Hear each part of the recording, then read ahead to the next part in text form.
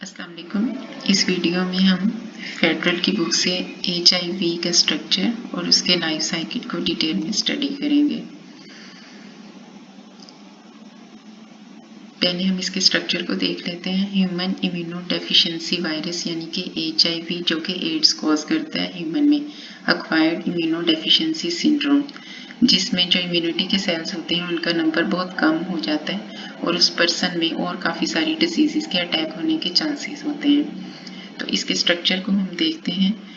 ये बिलोंग करता है रेट्रोवायरसेस के ग्रुप से, जिनके अंदर single stranded RNA genetic material के तौर पर होता है। HIV की जो शेप है ये स्फेरिकल शेप का होता है और 100 नैनोमीटर इसका डायमीटर है। ये PTB में लिखा हुआ है और इसकी ये आउटर कवरिंग होती है जिसको एनवेलप कहते हैं, जो कि होस्ट से डिराइव होती है। इस एनवेलप के दो पोर्शन होते हैं। एक ये येलो वाला आपको पोर्शन नजर आ रहा होगा जो कि लिपिड बाइलेयर का होता है और दूसरा ये नॉब लाइक स्ट्रक्चर है जिनको हम स्पाइक्स भी कहते हैं। ये प्रोटीन से मिलकर बनता है। इसमें दो तरह की अलग अलग प्रोटीन्स होती हैं जिनको हम ये कार्बोहाइड्रेट के साथ अटैच होती हैं, इसलिए इन्हें ग्लाइकोप्रोटीन्स कहते हैं।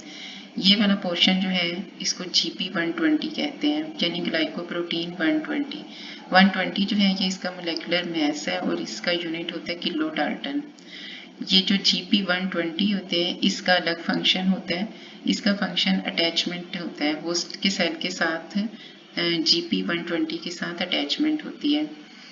GP41 ये ट्रांस मेम्ब्रेन यानी ये मेम्ब्रेन के अंदर जो है इम्बेडेड होता है और 41 इसका मोलेकुलर मास यानी कि 41 किलो डाल्टन होता है और ये सेल फ्यूजन में हेल्प करती है। जो सेल फ्यूजन का प्रोसेस होता है ये उसमें पार्टिसिपेट करता है। तो ये दोनों चीज़ें मिलके क्या बनाती हैं, एनवेलप। ये होस्ट से डिराइव किया जाता है। उसके बाद ये जो कैप्सिड है और एनवेलप, इसके सेंटर में ये लेयर होती है, इसे मैट्रिक्स प्रोटीन कहते हैं।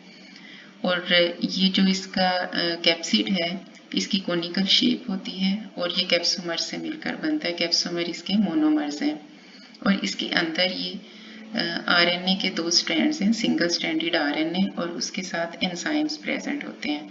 जो इसके अंदर एंजाइम्स होते हैं वो reverse transcriptase enzyme, integrase, protease. Reverse transcriptase enzyme ये वायरस के सिंगल स्ट्रैंडेड RNA को कन्वर्ट करता है वायरल DNA में और फिर ये वायरस जो DNA अब बन चुका है इसको कॉम्प्लीमेंट्री DNA भी कहते हैं, क्योंकि ये RNA का कॉम्प्लीमेंट्री होता है।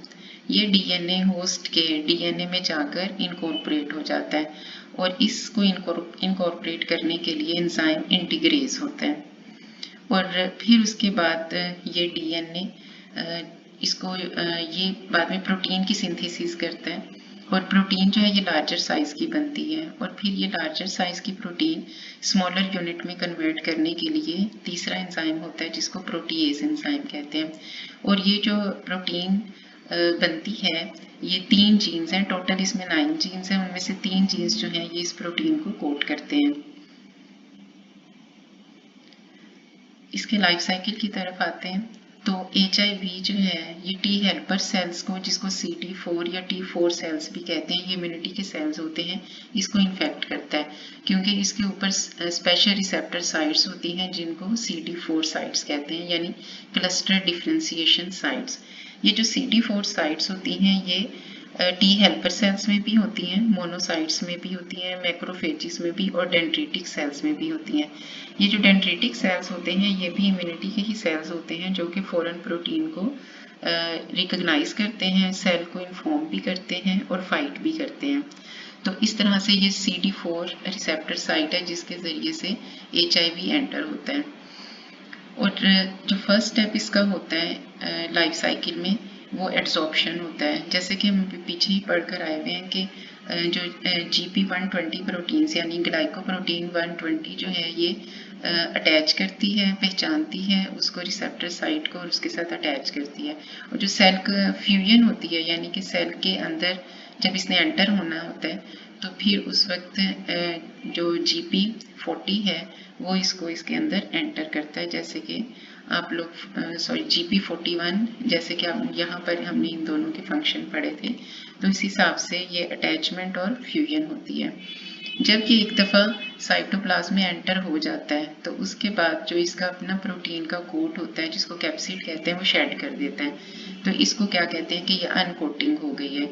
जब अनकोटिंग के बाद साइटोप्लाज्म में सिंगल स्ट्रैंडेड आरएनए जो है ये अपने एंजाइम्स के साथ होगा। ये एंजाइम्स जो हैं ये रिवर्स ट्रांसक्रिप्टेज एंजाइम, अब इसका काम जो है यहाँ पर शुरू हो गया। Reverse transcriptase enzyme single stranded जो आरएनए है उससे बनाएगा सिंगल स्ट्रैंडेड डीएनए, और ये डीएनए आरएनए का कॉम्प्लीमेंट्री होगा, और इसको इसीलिए cDNA यानी कॉम्प्लीमेंट्री डीएनए भी कहते हैं।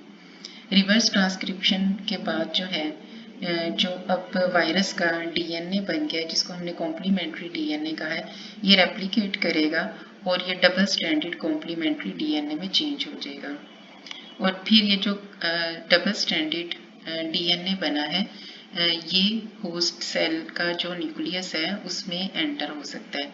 तो यहाँ पर ये सारे स्टेप्स बताए गए हैं। यहाँ पर एंटर होने के बाद ये अनकोट हो रहा है, फिर वायरस के आरएनए से डीएनए बन रहे हैं जो पहले सिंगल स्ट्रैंडेड होता है, फिर बाद में ये क्या हो जाता है डबल स्ट्रैंडेड, और अब ये जो डबल स्ट्रैंडेड कॉम्प्लीमेंट्री डीएनए है ये एंटर हो सकता है न्यूक्लियस में। ये सारा जो प्रोसेस है ये साइटोप्लाज्म में हो रहा है और इसके बाद ये यहाँ न्यूक्लियस में एंटर हो जाएगा, और होस्ट का जो डीएनए है, होस्ट का जो क्रोमोसोम है उसमें इनकॉर्पोरेट हो जाएगा। इस कंडीशन में हम इसे कहेंगे प्रो वायरस। तो प्रो वायरस जो है ये कब बनता है, जब ये होस्ट के क्रोमोसोम में इंटीग्रेट हो जाता है, और यहाँ पर एंजाइम जो इंटीग्रेज हमने पढ़ा था वो इसको यहाँ पर इनकॉर्पोरेट करता है। फिर उसके बाद यहाँ पर प्रो वायरस अब दो काम करेगा।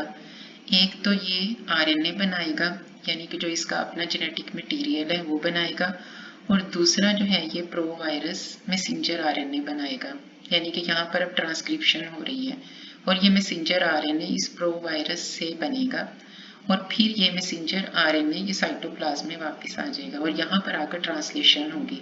ट्रांसलेशन हम किसको कहते हैं कि अब ये सिंथेसिस ऑफ प्रोटीन होगी इस मैसेंजर आरएनए को यूज करके, और ये अब अपनी स्ट्रक्चरल प्रोटीन्स बनाएगा, और ये जो स्ट्रक्चरल प्रोटीन्स होती हैं ये साइज में बड़ी होती हैं और फिर ये बाद में ब्रेक होके जिसको प्रोटीएज एंजाइम ब्रेक करते हैं, और इसी तरह से ये अपना जीनोम या आरएनए भी बनाएगा।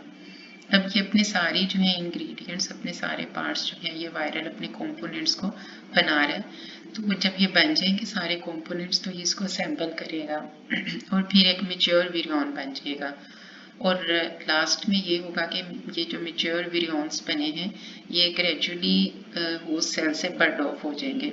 जब ये यहाँ पर एंटर हुए थे तो ये एंडोसाइटोसिस के जरिए से एंटर हुए थे, अब यहाँ से इन्होंने एक्सोसाइटोसिस यानी बर्ड ऑफ होके बाहर जाना है। जब ये बाहर जाएगा, बाहर निकलेगा, तो क्योंकि अब अंदर जो है इसका कैप्सिड बन चुका है, जीनोम बन चुका है, तो ये जो होस्ट की मेम्ब्रेन है उसको एनवेलप के तौर पर अपने ऊपर जो है ये सराउंड कर लेगा। इस तरह से जब ये होस्ट के एनवेलप होस्ट की मेम्ब्रेन से अपने ऊपर एनवेलप बना लेगा तो ये जो टी हेल्पर सेल्स हैं इनका साइज छोटा हो जाएगा, और उसके बाद जब साइज इनका डिक्रीज हो जाएगा तो ये नॉन फंक्शनल होगा। तो टी हेल्पर सेल्स जो हैं क्योंकि ये इम्यूनिटी बनाते हैं और इम्यून सिस्टम के सेल्स हैं तो इनका नंबर जो है फिर ये नॉन फंक्शनल होने के बाद डिक्रीज होता जाएगा। तो इसलिए जो एड्स है उसमें इम्यूनिटी के जो सेल्स होते हैं उनका नंबर कम हो जाता है और फिर इनके ऊपर बाकी डिजीज़ का इफेक्ट बड़ी जल्दी होता है, इसीलिए इसको एड्स यानी एक्वायर्ड इम्यूनो डेफिशिएंसी सिंड्रोम भी बोलते हैं, और HIV जो है ये इसका कॉयल ऑर्गेनिज्म है।